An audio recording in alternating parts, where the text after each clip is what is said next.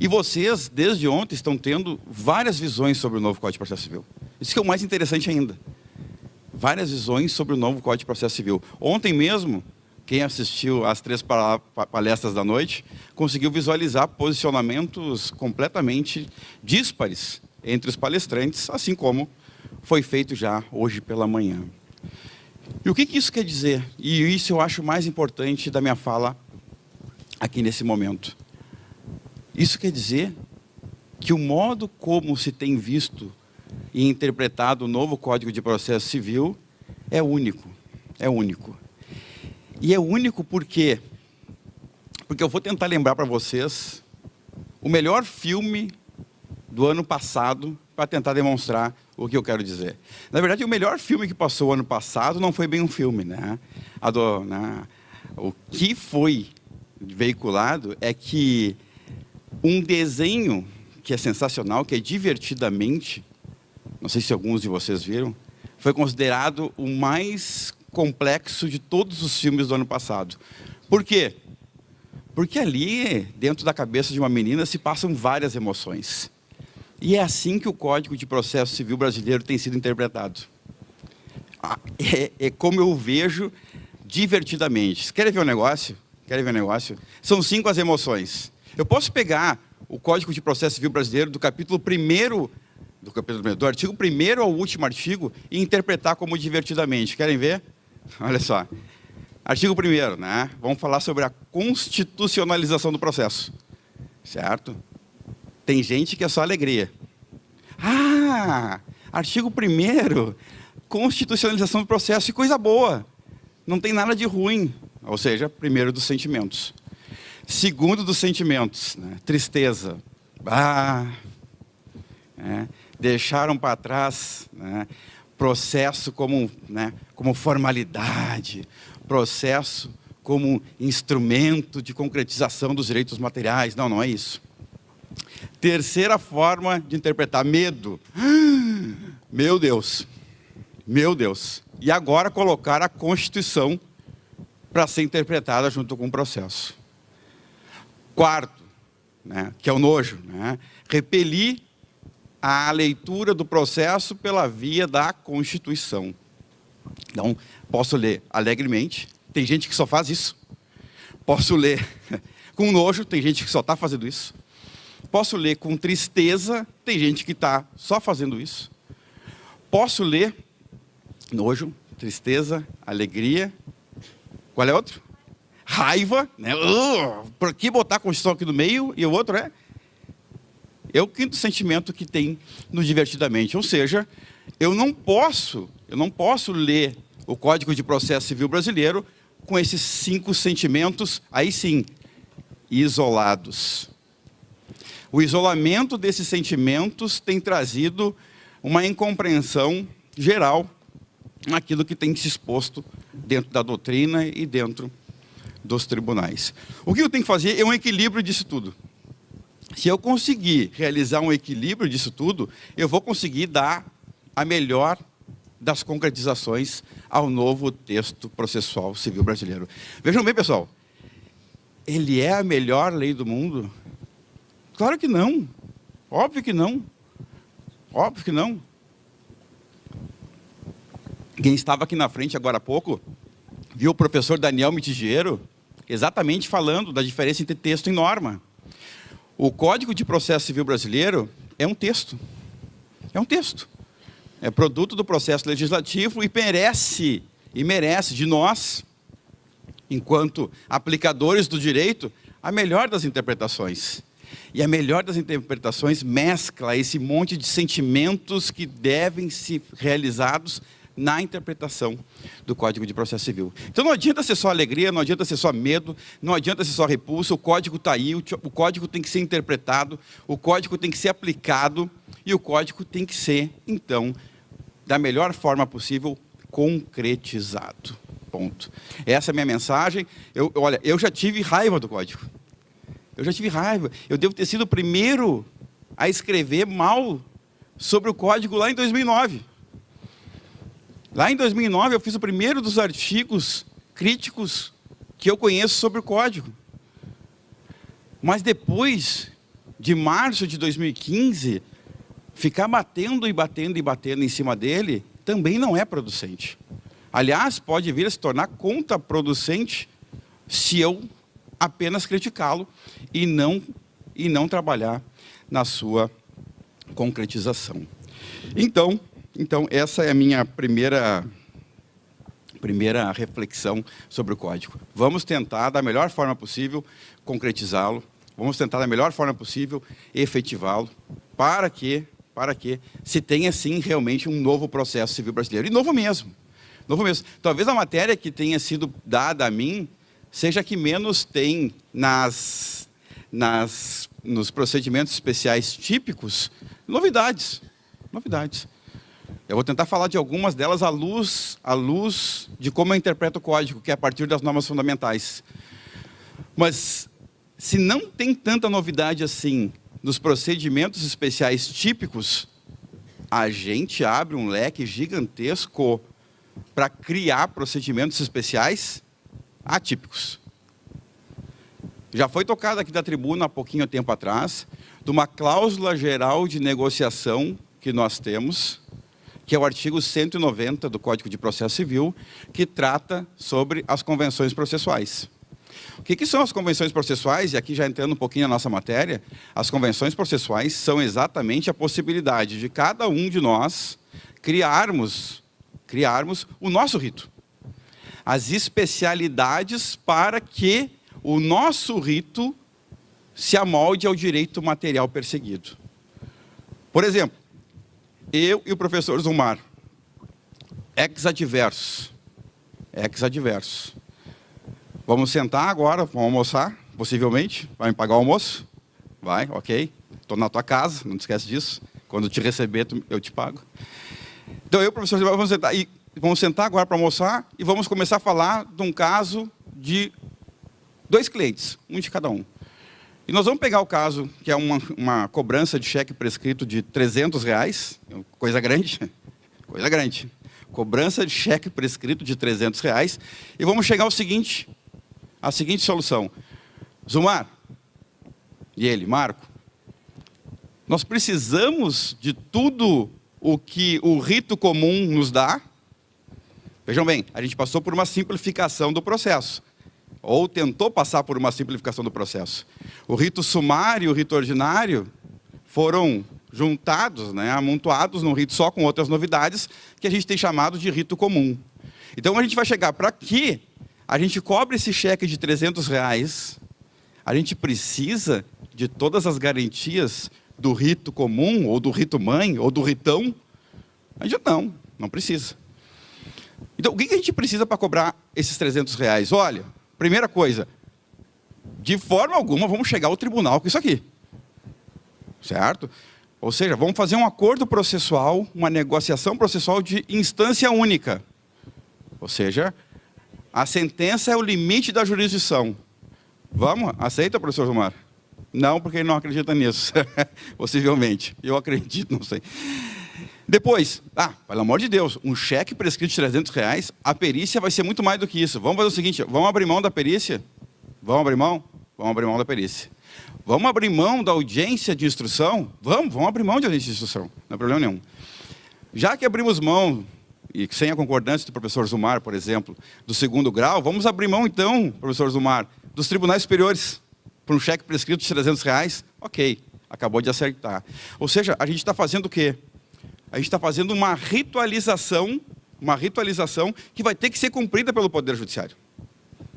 Mas, isso é um acordo processual, uma convenção processual de um rito especial criado para o caso concreto.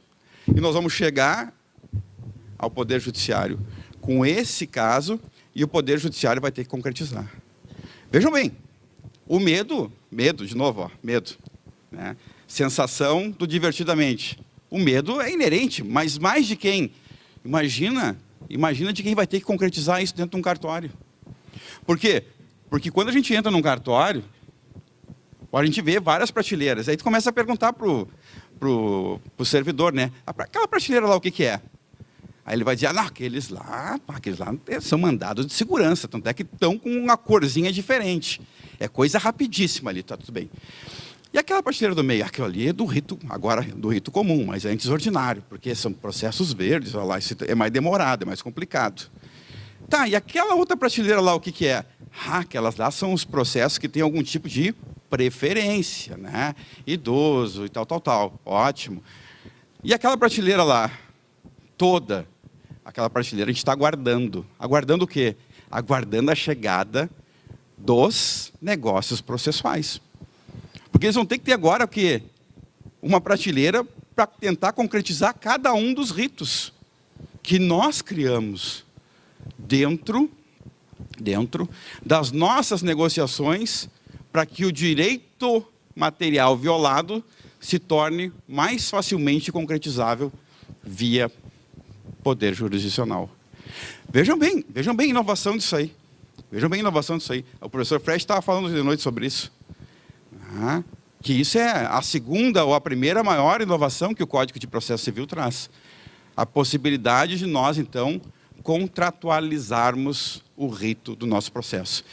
Só isso já daria, como ele falou ontem, um dia inteiro de conversa dentro de um congresso. Ontem ele acabou explicando que foram 9 palestras esses dias na Bahia só sobre convenções processuais. Por quê? Porque eu tenho que saber os limites disso na fase de postulação, na fase de saneamento, na fase de recursal. Eu tenho que saber na fase de cumprimento de sentença, no processo de execução. Então é o seguinte, ó, se existe a maior das novidades para se conversar sobre ritos especiais, a maior dessas novidades é exatamente a partir do que eu posso criar no caso concreto.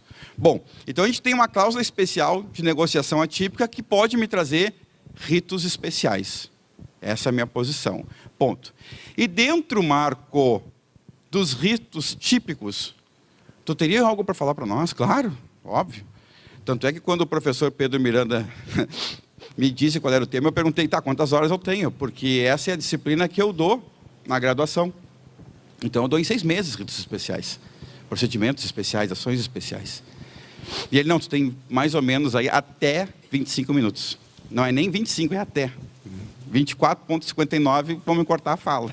Possivelmente a Juliana ali já esteja me cortando a fala. Certo?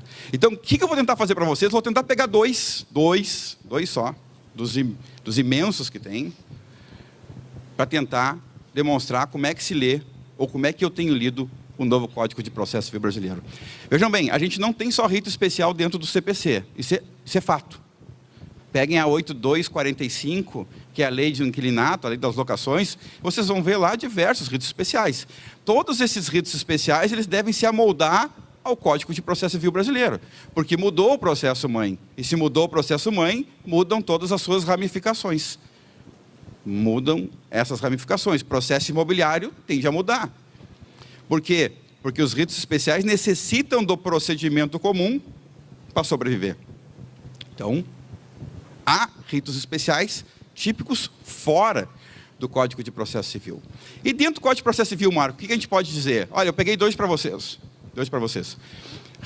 As ações possessórias, para mostrar um lado de não leitura, né, das normas fundamentais, e a ação de exigir contas, para mostrar exatamente, né, como ela está em sintonia com as normas fundamentais. Vamos tentar fazer isso. Normas fundamentais, o que é isso, Marco? Dos artigos 1º ao 12 do novo Código de Processo Civil e espraiado por outros, né, existem as normas fundamentais, ou seja, aquelas normas que são o fio condutor da interpretação de toda a lei processual. Por que tem leitor de artigo do Código e diz que está ruim? Porque ele não entendeu o Código.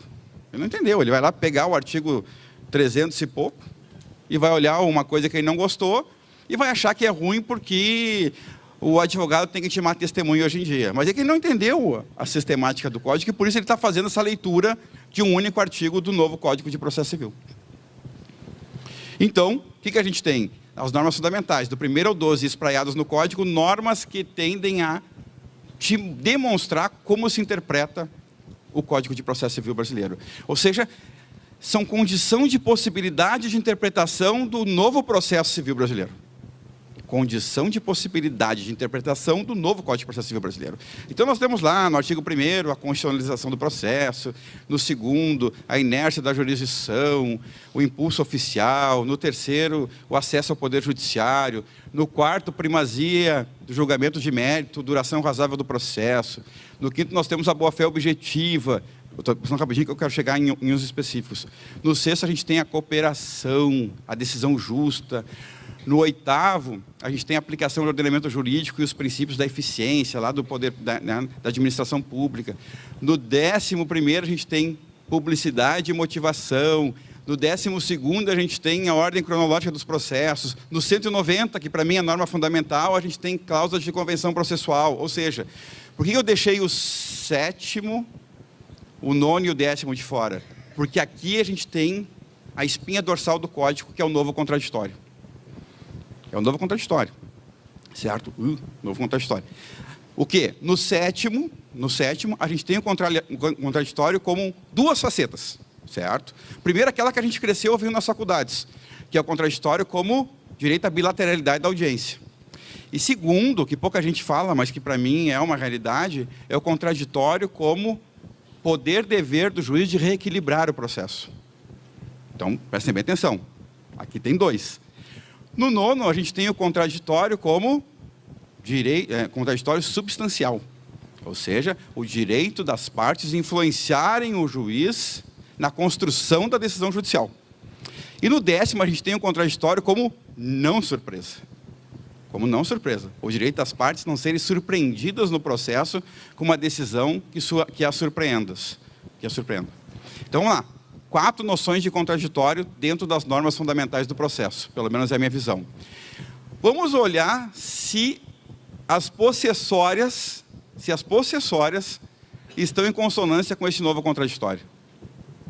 As possessórias, vocês sabem, né, são ação de reintegração de posse, se eu quiser, né, tratar sobre esbulho, ação de manutenção de posse, se eu estiver tratando sobre turbação, e interdito proibitório se eu estiver tratando de alguma ameaça. Certo? Então, são essas 3 ações ali que o Código está regulando. Bom, vamos lá. Antes de iniciar as ações propriamente ditas, as ações típicas, existe uma parte de uma teoria geral ali, uma teoria das possessórias. E aí, naquela teoria, o legislador tenta o quê?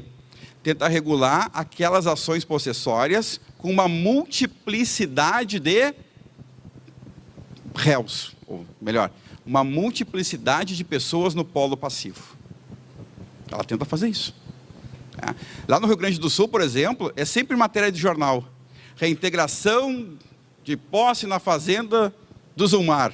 É capa da Zero Hora, porque 5.000 hectares, 900 cabeças de gado, certo? Então, sempre é notícia de jornal. O que diz o novo Código de Processo Civil sobre a citação dessas pessoas que estão lá e que vão fazer parte do polo passivo de uma ação possessória? É horrível. É horrível. O Código diz o seguinte: olha, o oficial vai lá, cita quem encontrar, ou seja, se tiver 10 famílias ali com umas 30, 40 pessoas, cita quem encontrar. Mas se as outras 800 não tiverem no local, não tem problema. Ele volta com o mandado e o que se faz? Se expede um edital de citação. Marco, me dá outra forma de fazer. Eu não sei. Mas eu sei que essa, pelo menos lida assim, de uma forma mais literal, infringe o contraditório que as normas fundamentais te pedem. Infringe. Aí o que tu vai pensar? Mas só um pouquinho. Mas é tão ruim assim, como é que tu faz um equilíbrio com as normas fundamentais? Aí vem o legislador. O legislador vai te falar o quê? Não, assim, para tentar fortalecer o contraditório das normas fundamentais nesse tipo de citação nas ações possessórias, o que tu faz? O edital de publicação vai ser feito da forma mais ampla e restrita possível. Respeitando, preste bem atenção, respeitando em muito as formalidades locais. Isso é interessantíssimo. Olha como o legislador está preocupado. Olha, primeiro ele sabe que está contra o novo contraditório, mas daí ele tenta o quê? Ele tenta trazer para o teu lado aquele contraditório, dizendo, olha, da melhor forma possível e respeitando os hábitos locais, se tenta fazer aquele edital. Ou seja, se eu estiver no interior do Rio Grande do Sul, mas no interior mesmo, né? Lá em Santana do Carrapato, onde minha mãe nasceu, que é Santaninha da Boa Vista, mas também é conhecida como Santaninha do Carrapato, né? Adianta eu chegar no processo e dizer, olha, meu edital foi publicado na Folha de São Paulo. Adianta? Não, óbvio que não. Por quê?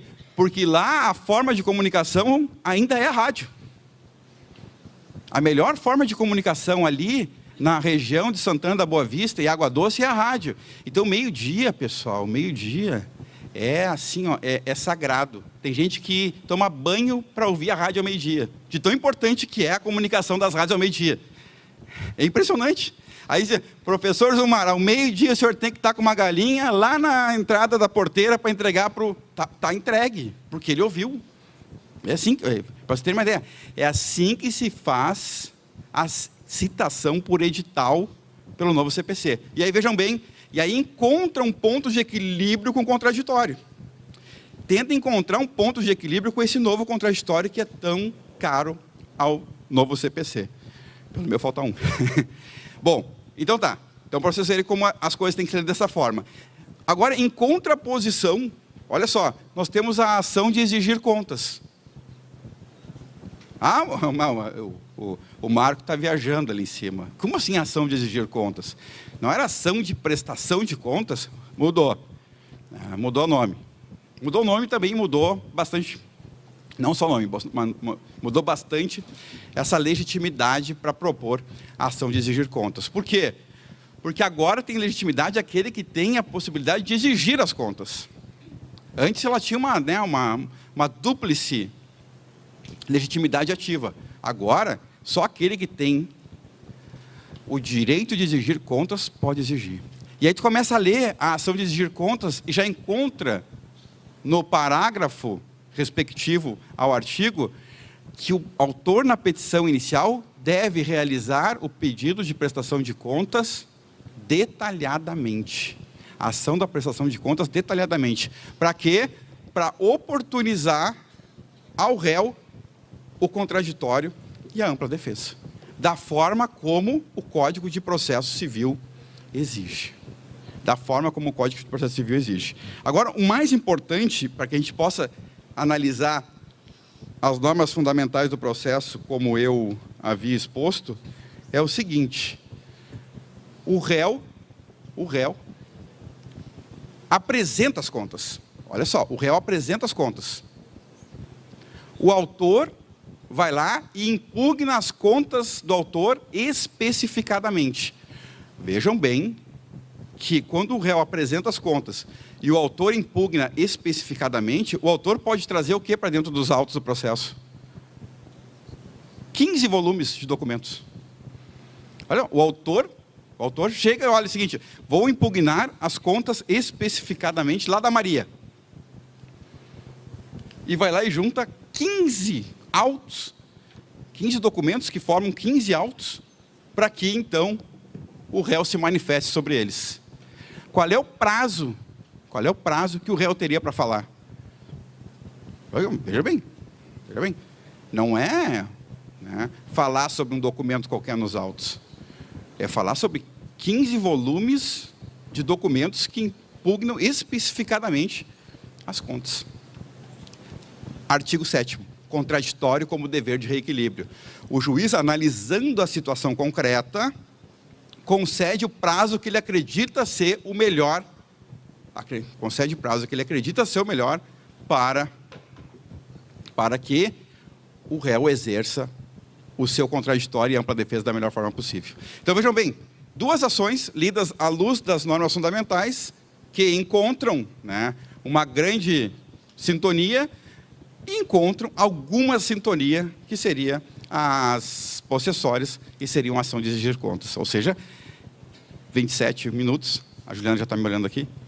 Era isso que eu queria dizer para vocês, né? Leiam o código a partir das normas fundamentais, leiam o código com todas as emoções possíveis, não só com uma, para que a gente possa concretizar o quanto antes. Agradeço a oportunidade, até a próxima.